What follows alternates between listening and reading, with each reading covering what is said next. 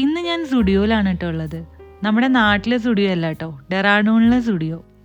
3 ഫ്ലോറിലായിട്ടാണ് കേട്ടോ ഇവിടെ സ്റ്റുഡിയോ ഉള്ളത്. നല്ല കളക്ഷൻസും ഉണ്ടായിരുന്നു. നാട്ടിൽ വരുമ്പോൾ മാത്രമേ എനിക്ക് സ്റ്റുഡിയോയിൽ പോകാനുള്ള ചാൻസസ് ഉണ്ടാവാറുള്ളൂ. കാരണം ശ്രീനഗറിൽ നമുക്ക് സ്റ്റുഡിയോ ഇല്ല കേട്ടോ. അതുകൊണ്ട് തന്നെ ഡെറാഡൂണിൽ എന്തെങ്കിലുമൊക്കെ ആവശ്യത്തിന് വരികയാണെങ്കിൽ നമ്മൾ സ്റ്റുഡിയോയിലേക്ക് വരും.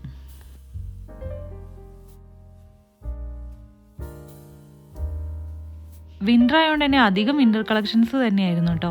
പിന്നെ ഡെറാഡൂണിലൊക്കെ തണുപ്പ് കുറവായതുകൊണ്ട് തന്നെ ഇപ്പം നോർമൽ വെയർസും വന്നു തുടങ്ങിയിട്ടുണ്ട്.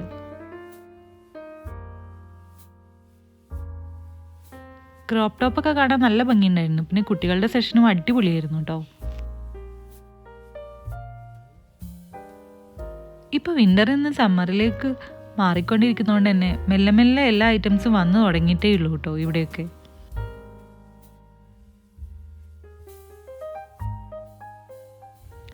കുഴപ്പമില്ലാത്ത കളക്ഷൻസ് ഒക്കെ ഉണ്ടെന്ന് തന്നെയാണ് കേട്ടോ എനിക്ക് തോന്നിയിട്ടുള്ളത്.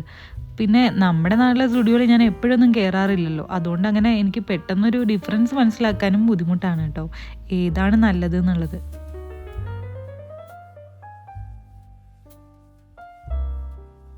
നാട്ടിലെപ്പോൾ വന്നാലും സ്റ്റുഡിയോയിൽ കയറാതെ എനിക്ക് ഉറക്കം വരാറില്ല കേട്ടോ. എനിക്കിഷ്ടമാണ് ഇതൊക്കെ കാണാനൊക്കെ. ഈ ഒരു സംഭവമില്ലേ, ഈ ഒരു വാച്ചസിനൊക്കെ 299 ഉണ്ടായിരുന്നുള്ളൂ. നല്ല ഭംഗിയുണ്ട് കാണാൻ കേട്ടോ. പിന്നെ ഈ കുഞ്ഞു പേഴ്സൊക്കെ കാണാൻ നല്ല രസമാണ്. പിന്നെ സമ്മറിലൊക്കെ ഇടാൻ പറ്റിയ അടിപൊളി ടോപ്സ് കാര്യങ്ങളൊക്കെ നല്ല റേഞ്ച് കുറവിനുണ്ടായിരുന്നു. ഞാനിതൊക്കെ നോക്കുമ്പോൾ ഋഷി ഭയങ്കര ഡാൻസിലൊക്കെ ആയിരുന്നു. അവിടെ പാട്ടൊക്കെ വെച്ചുകൊണ്ട് തന്നെ അവൻ അടിച്ചു പൊളിച്ച് ഡാൻസൊക്കെ കളിക്കുമായിരുന്നു മിററൊക്കെ നോക്കിയിട്ട്.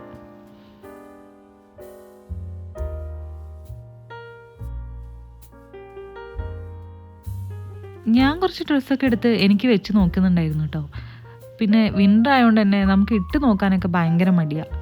ഒന്നാമത് 4-5 ഡ്രസ്സൊക്കെ ഇട്ടിട്ടാണ് നമ്മൾ പോയത്. പിന്നെ അതെല്ലാം ഇതെല്ലാം ഇട്ട് നോക്കാൻ ഭയങ്കര പാടാണല്ലോ. അപ്പോൾ അതുകൊണ്ട് ജസ്റ്റ് എല്ലാം ഒന്ന് കണ്ട് നോക്കി. നാട്ടിൽ നമ്മുടെ സ്റ്റുഡിയോയിൽ പോയാൽ എന്തെങ്കിലും ഒന്ന് വാങ്ങാതെ ഞാൻ തിരിച്ചു പോരാറില്ല കേട്ടോ. പക്ഷേ ഇവിടുന്ന് ഭയങ്കര കൺഫ്യൂസ്ഡായി, വാങ്ങണോ വാങ്ങണ്ടേ എന്നൊക്കെ.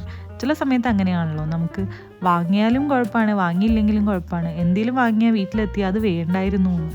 ഇനി വാങ്ങാണ്ട് പോയാലോ അയ്യോ അത് വാങ്ങായിരുന്നു എന്നും തോന്നും.